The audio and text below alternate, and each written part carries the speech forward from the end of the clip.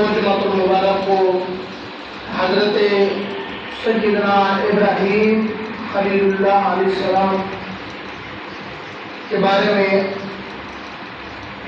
آپ کو سبق سنایا، اور آج خلیفہ سوم داماد مصطفیٰ حضرت سیدنا عثمان غنی ذو النورین رضی اللہ تعالی عنہ کی بارگاہ میں خراج تحسین پیش کرتا ہوں۔ دعا فرمائے رب لم یزل خالق کائنات مالک ارض و سما، میری زبان پر کلمۃ الحق جاری فرمائے۔ اللہ پاک ہم سب کو عمل کی توفیق عطا فرمائے۔ حضرت سیدنا عثمان غنی ذو النورین رضی اللہ تعالی عنہ کی شہادت 18 ذوالحجہ شریف کو ہے۔ بدقسمتی سے کہنا پڑتا ہے کہ محرم کے موقع پر ہم شان اہل بیت بیان کرتے ہیں، کرنی بھی چاہیے۔ جو سنی ہوتا ہے وہ کرتا ہے، اور سنی ہی اس کو بیان کر سکتا ہے، لیکن سیرت عثمان غنی کی طرف ہم نہیں آتے۔ سیدنا عثمان غنی رضی اللہ تعالی عنہ وہ ہستی ہیں جن پر 40 دن پانی بند رہا، 40 دن پانی بند رہا۔ کربلا کی زمین پر امام حسین کی بارگاہ میں پانی پیش کرنے والے حضرت عباس تھے، لیکن جب حضرت عثمان غنی پر پانی بند کیا گیا تو آپ کی بارگاہ میں پانی پیش کرنے والے مولا کائنات ہیں۔ حضرت مولا کائنات رضی اللہ تعالیٰ عنہ کون ہے جو حضرت عثمان غنی کی شان کو نہیں جانتا؟ وہ ہستی جنہوں نے یہودیوں سے کنویں خریدے اور حضور کی بارگاہ میں تحفہ پیش کیے، جنہوں نے غلام خرید کر اگر بارگاہ مصطفیٰ میں پیسوں کی کمی آئی، کمی تو نہیں بارگاہ مصطفیٰ میں، لیکن بظاہر ہمارے لیے تھا سب کچھ، تو حضرت عثمان غنی نے اس طریقے سے حضور کے دل کو خوشی پہنچائی۔ اگر غلاموں کی لینے کی باری آئی تو حضرت عثمان غنی نے اس طریقے سے حضور کے دل کو خوشی پہنچائی۔ حضرت سیدنا عثمان غنی رضی اللہ تعالی عنہ آپ نے اس سفر پر تشریف لے گئے۔ 4 یا 5 دنوں کے بعد جب واپسی آئے تو آپ نے مسجد نبوی کے اندر حضور علیہ الصلوۃ والسلام کی امامت میں حضور علیہ الصلوۃ والسلام کے مقتدیوں میں حضور کے پیچھے نماز پڑھی۔ تو جب نماز پڑھی حضور علیہ الصلوۃ والسلام سے مصافحہ کیا، حضور علیہ الصلوۃ والسلام کی چہرہ مبارک کی طرف جب نگاہ گئی تو دیکھا کہ چہرہ مبارک کمزور نظر آ رہا ہے، کمزوری کے آثار نظر آ رہے ہیں۔ تو حضرت عثمان غنی نے حضرت بلال حبشی سے کہا، اے بلال تم تو حضور کی بارگاہ میں موجود تھے، مجھے یہ بتاؤ حضور کے چہرہ مبارک پر کمزوری کے آثار ہے، وجہ کیا ہے؟ تو حضرت بلال حبشی نے کہا، عثمان مجھے بھی اس کے بارے میں علم نہیں، اس کا پتہ، اس بات کا علم حضور کے گھر والوں سے پوچھا جا سکتا ہے، حضور کے گھر والوں سے اس بات کا پتہ پوچھے۔ تو حضرت عثمان غنی رضی اللہ تعالیٰ عنہ جناب سیدہ حضرت عائشہ صدیقہ رضی اللہ تعالیٰ عنہ کے دروازے مبارک پر آئے، دستک دی، اندر سے آواز آئی کون؟ تو آپ نے فرمایا غلام مصطفیٰ عثمان آیا ہے، غلام مصطفیٰ عثمان آیا ہے۔ تو وجہ پوچھی تو آپ نے فرمایا، حضرت سیدہ عائشہ صدیقہ نے فرمایا ہمارے گھر میں 4 دنوں سے کھانا نہیں پکا، 4 دنوں سے کونین کے مالک ہیں آپ، جن کی وجہ سے کائنات بنی، چہرہ مبارک پر کمزوری کے آثار ہیں، بتایا کسی کو نہیں۔ صحابہ قریب رہتے ہوئے نہیں جان سکے کہ حضور کے چہرہ مبارک پر کمزوری کے آثار کیوں ہے۔ تو حضرت عائشہ نے فرمایا 4 دنوں سے ہمارے گھر آٹا نہیں گوندھا گیا، روٹی نہیں پکائی گئی، اسی وجہ سے چہرے رہا ہے۔ حضرت عثمان غنی اپنے گودام میں گئے، آپ بہت مالدار تھے، میں کہتا ہوں رئیس اعظم تھے، اور آپ گھر گئے، آپ نے گندم کی بوری اٹھائی، اپنے کندھے پر رکھی، اور کئی کے غلام آپ کے پاس رہتے تھے۔ غلام قریب آئے، انہوں نے کہا بھائی یہ ہمیں دے دو۔ آپ نے فرمایا یہ کام تمہارا نہیں، یہ کام میرا ہے، یہ کام میرا ہے۔ آپ گھر میں آئے، دروازہ کھٹایا، عرض کی اماں جی ذرا آپ پردے میں چلے جائیں، تو خود حضرت عثمان غنی آئے، چولہا جلایا، آٹا گوندا، روٹی پکائی۔ جب روٹی پکی تو مسجد نبوی میں حضور کی بارگاہ میں آئے، عرض کی حضور اگر مہربانی ہو سکے تو ذرا گھر تشریف لے آئیے۔ جب حضور گھر آئے تو حضور علیہ السلام کی بارگاہ میں حضرت عثمان غنی نے کھانا پیش کیا۔ حضور نے کھانا تناول فرمایا اور بارگاہ مصطفیٰ میں 600 درہم پیش کیے سونے کے۔ کتنے درہم؟ 600 درہم پیش کیے سونے کے۔ حضور نے نگاہ اٹھا کر عثمان کی طرف دیکھا، حضور نے فرمایا یہ کیا ہے عثمان؟ عرض کی حضور اس پیسے کو آگ لگا دوں جو آپ کے کام ہی نہ آئے؟ کمال جملہ ہے، جو آپ کے کام ہی نہ آئے۔ یہ دیکھ کر حضرت عثمان غنی روانہ ہو گئے گھر کی طرف۔ اما عائشہ فرماتی ہیں جب آپ روانہ ہوئے تو حضور نے اپنے رحمت و ہاتھوں کو اٹھا لیا۔ حضور نے فرمایا اے باری تعالیٰ، میں عثمان سے دنیا میں بھی راضی ہوں، آخرت میں بھی راضی ہوں، تو بھی اس سے راضی ہو جا، تو بھی اس سے راضی ہو جا۔ ایک بات آپ کی سخاوت کی سنا کر اجازت چاہتا ہوں۔ سیدنا حضرت امیر المؤمنین ابو بکر صدیق رضی اللہ تعالیٰ عنہ کی خلافت کا زمانہ ہے۔ شام سے ایک شخص چل کر آیا بارگاہ صدیقیت میں، عرض کرتا ہے حضور میں مقبول ہوں، مجھے کچھ پیسے عطا کیجیے۔ آپ تو امیر ہیں، ویسے ہی امیر ہیں اور بادشاہ بھی ہیں، کچھ پیسے عنایت کیجیے، مقبول ہوں۔ تو آپ اپنے گھر لے گئے، آپ نے فرمایا باہر تو مجھے سارا کچھ اچھا نظر آ رہا ہے، لیکن میرے گھر میں 4 دنوں سے چولہا نہیں جلا۔ یہ صدیق اکبر ہے، حضور کی سنتوں پر چل کر انہوں نے ہمیں راستہ دکھایا۔ تو آپ نے فرمایا تجھے ایک راستہ میں دکھاتا ہوں، جہاں تو جائے گا وہاں تجھے سب کچھ ملے گا۔ تو اس نے پوچھا کہ وہ کون سا راستہ؟ آپ نے فرمایا آپ حضرت عثمان غنی کے پاس جائیں، حضرت عثمان غنی کے پاس جائیں۔ تو انہوں نے کہا بھائی جب میں جاؤں گا تو آپ کا نام بتانا پڑے گا، سفارش کرنی پڑے گی۔ تو حضرت عثمان غنی نے فرمایا نہیں، جب آپ جائیں گے وہ خود ہی عطا کر دیں گے۔ حضرت ابو بکر صدیق کی بارگاہ سے جب وہ شخص چلا حضرت عثمان غنی کی طرف، جب دروازے پر آتا ہے تو اندر سے آواز آ رہی تھی آپ اپنے بچوں کو ڈانٹ رہے تھے، جو دودھ ہے اس میں تم نے شہد کیوں مکس کیا، دو چیزیں کیوں استعمال کر رہے ہو، یہ تو بیماری کی حالت میں ہوتا ہے۔ آپ سخاوت کے ڈنکے بجتے ہیں، لوگ کہتے ہیں حضرت عثمان غنی جیسا کوئی سخی نہیں۔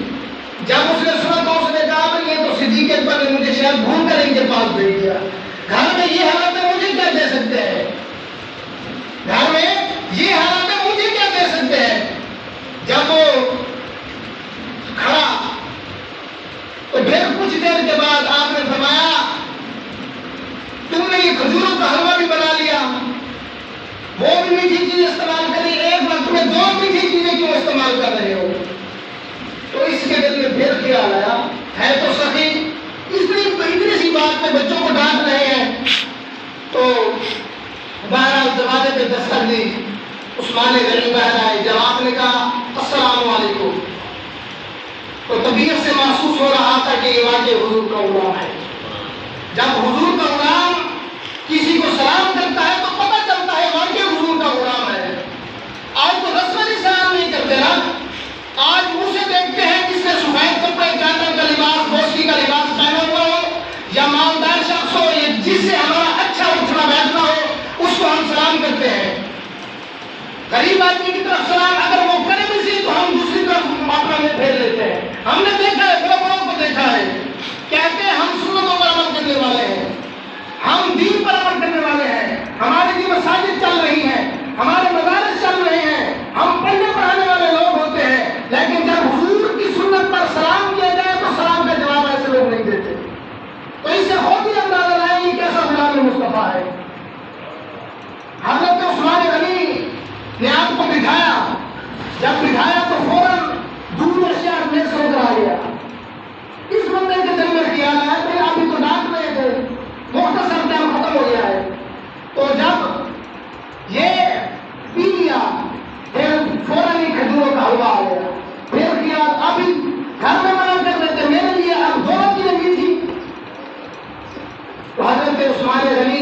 جب یہ مہمان نوازی کر لی، آپ نے اب غلام سے، اس مہمان سے پوچھا کہ کیسے آنا ہوا، کیسے آنا ہوا؟ یہ حضرت عثمان غنی ہے۔ آج لوگوں کے پاس بیٹھنے کا وقت ہی نہیں، کوئی بات پوچھنے کا وقت ہی نہیں۔ حضرت عثمان غنی نے پوچھا کہ کیسے آنا ہوا، تو اس نے سارا ماجرا سنایا۔ آپ نے غلام کو بلایا، آپ نے سنا نہیں، اسے اونٹ پر کپڑے ملا کر دے دو اور 6000 درہم بھی دے دو۔ کتنے درہم؟ 6000 درہم۔ یہ عثمان غنی ہے۔ تو جب اونٹ بارگاہ عثمانی میں لایا گیا تو آپ نے فرمایا یہ آپ کا اونٹ ہے، لے جاؤ اسے، اس پر آپ کے کپڑے ہیں، آپ کے گھر والوں کے کپڑے ہیں، آنے جانے کا راشن ہے اور 6000 درہم ہے۔ تو اس نے کہا حضور مجھے تو 3000 درہم چاہیے تھے۔ آپ نے فرمایا لے جاؤ۔ تو اس نے کہا حضور اونٹ تو لے کر جا رہا ہوں، واپس اسے کون لے کر آئے گا؟ آپ نے فرمایا اونٹ بھی لے جاؤ۔ کیا فرمایا؟ اونٹ بھی لے جاؤ۔ جب وہ شخص دروازے سے روانہ ہونے لگا تو اس نے کہا میں شکریہ، جزاک اللہ خیرا۔ تو آپ نے جواب دیا، آپ نے فرمایا شکریہ میرا نہ کہو، صدیق اکبر کو جا کر کہو۔ میں نے کہا یہ تو حضور کے غلام ہیں، لوگ آج حضور کے بارے میں بات کہتے ہیں کہ حضور کو پتہ ہی کسی چیز کا نہیں۔ میں نے کہا بے خبر ہو جو غلاموں سے وہ آپ کا کیا ہے، بے خبر ہو جو غلاموں سے وہ آپ کا کیا ہے۔ یہاں غلام کی شان یہ ہے کہ خبریں دے رہے ہیں غیر کی۔ اور حضور علیہ السلام نے حضرت عثمان غنی کے بارے میں دعائیں فرمائی۔ انشاءاللہ آئندہ جمعہ یہاں سے اپنا سبق جاری کروں گا۔ اللہ پاک ہم سب کو سیرت عثمانی پر عمل کی توفیق عطا فرمائے۔ تو نے پوچھی ہے امامت کی حقیقت مجھ سے۔ آخر میں اسی شعر پر بات ختم کرنا چاہتا ہوں۔ تو نے پوچھی ہے امامت کی حقیقت مجھ سے، حق تجھے میری طرح صاحب اسرار کرے، ہے وہی تیرے زمانے کا امام برحق جو تجھے حاضر موجود سے بیزار کرے، موت کے آئینے میں دکھا کر تجھے رخ دوست زندگی تیرے لیے اور بھی دشوار کرے، اور فتنہ ملت بیزا ہے امامت اس کی جو تجھے حاضر موجود سے بیزار کرے۔ ہمارا جرم کچھ مولویوں کا جرم ہے، لیکن آج کل مولوی تو حالات کے مطابق چلتے ہیں، جس طرح انتظامیہ کا اسی طرح۔ میں نے کہا نہ سر جھکا کے دیے، نہ سبحان اللہ کہہ دیجیے، نہ سر جھکا کے دیے، نہ منہ چھپا کے دیے، ستم گھر کی نظروں سے نظریں ملا کے دیے۔ 2 دن ہم کم دیے تو اس میں حیرت کیا، ہم اس وعدے کے ساتھ تھے جو ہر میدان میں شمع حق کا جلا دیجیے۔ اور جس طرح مرضی کوئی بات آ جائے حق کے لیے ہم کھڑے ہیں۔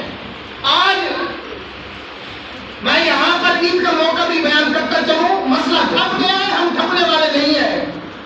کمال کی بات ہے اگر گناہ ہو جائے لوگوں سے تو سر میدان اسے روکنے والا کوئی نہیں ہوتا۔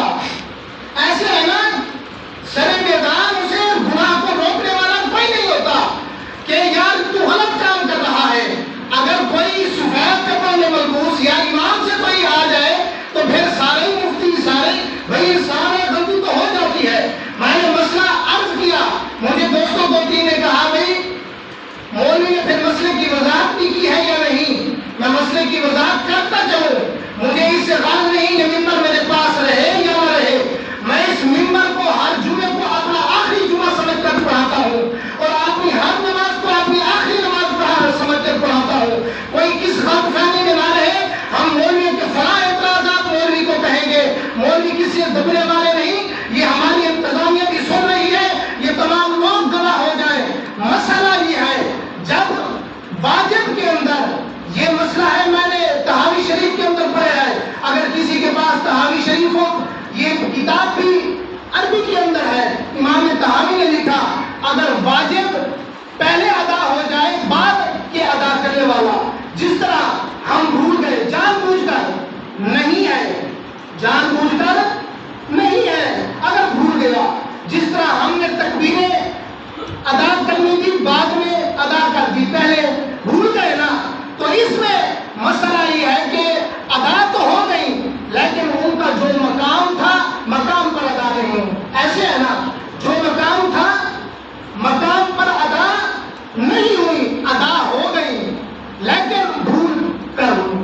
کیا ہوئی؟ شریعت نے بھول کی تو ہمیں معافی دی ہے کہ نہیں دی ہے نا.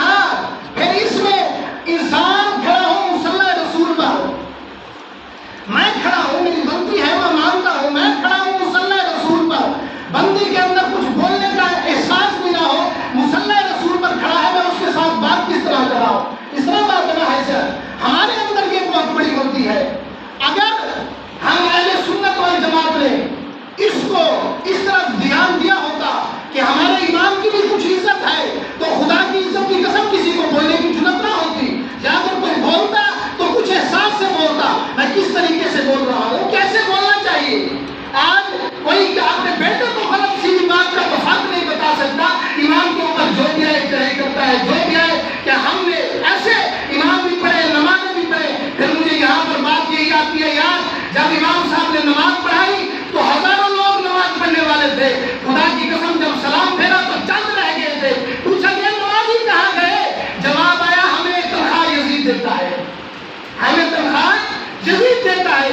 آج معاملہ اس طرح ہے، اصل اپن یہ نہ امام نے پیچھو نماز بل بعد میں نے جو مرضی گالی کرو بابا جیرے نماز پڑھی کرے انہوں نے ادا کرو. جیرے امام کے خلاف بات کرے لے اگر 2 سال پڑھے یا سال جتنے امام کے پیچھو نماز پڑھے، اگر کئی کے خلاف کوئی کام دل لے چاہیے اپنی نماز کا ادا کرو. یوم ندعو کل اناس بامامہم، قیامت الامام پڑھے امام ہو سے جیرے کو گناہ گھندے لے سے کوئی سارے اندر احساس، کوئی سارے اندر تمیز، کوئی غیرت کو گئی بھلا اکثر مولوی صحیح اس طرح گا مولوی مقام ہے یار افسوس سے نکالے کہ ایک بندہ مصلی رسول میں کھڑے اور بندہ سمجھے نا تو یار میرے کو غلطی تھی یہ بھلے واجب ہے نماز ادا کی گئی ہے، بلکہ وہ بندے نے وہ ایک اخلاق کا نہ رویہ ہٹا کے بندہ بولے اے حضور کے قرآن کو اجازت سجدی نہیں، اے میرے جمعہ آخری ہے یا جو مرضی ہے میرے رب جان نہ کھڑے حق کا عالم میں انشاءاللہ بغیر کہیں نہ کرے ادا کرے ذرا سا. اگر میں کو انتظامیہ کوئی آدمی اجازت دے رہی میں اپنا سر جھکا کے جو کرے چلا رہے سا، لیکن حق کی طرف طرح کا سیر کرنا جھکے سا. تاجدار ختم نبوت